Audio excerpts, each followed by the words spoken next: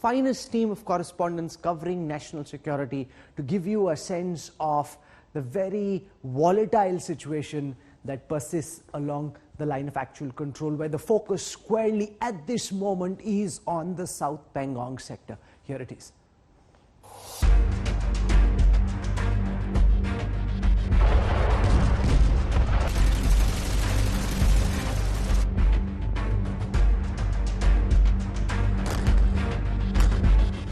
Battle tanks within range of each other, artillery gun positions, Chinese Type 15 tanks and Indian T-90 tanks.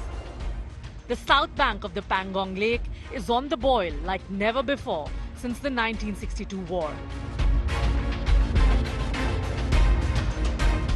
That's right, the latest flashpoint is across the Pangong Lake's Fingers area on the southern side.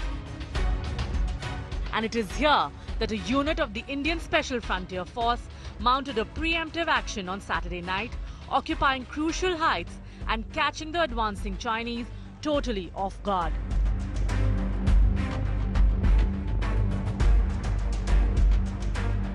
Chinese Type 15 tanks now sit near the base of the mountains, with the Indian forces staring down at them. But the Chinese tanks are not the only armoured strength in this sector. Let's now zoom out to give you a bird's eye view. This is where things now stand. The red arrow points to the heights taken over by India at the line of actual control, including Kala Top.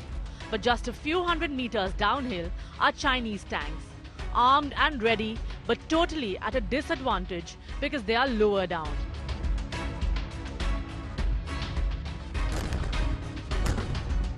India today has learnt that the Indian units at the heights are armed with anti-tank weaponry like the Spike system designed to kill tanks at range, a formidable weapon procured recently. But the Indian warriors on the mountain also have tank support in the sector.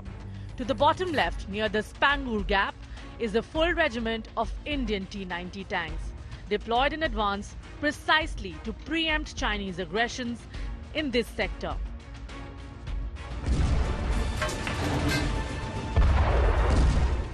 These tanks are heavier and less agile than the Chinese Type 15 tanks, but the flat land of the Chushul sector makes this perfect terrain for such combat vehicles.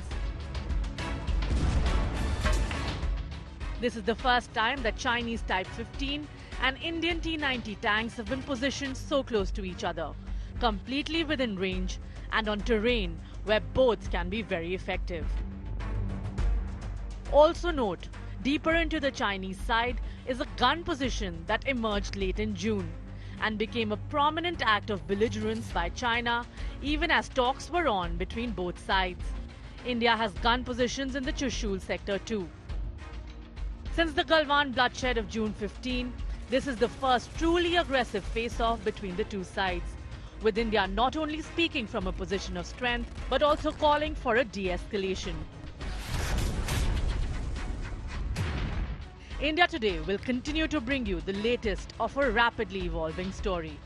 With Manjeet Negi and Shiv Arur in Delhi, Bureau Report, India Today.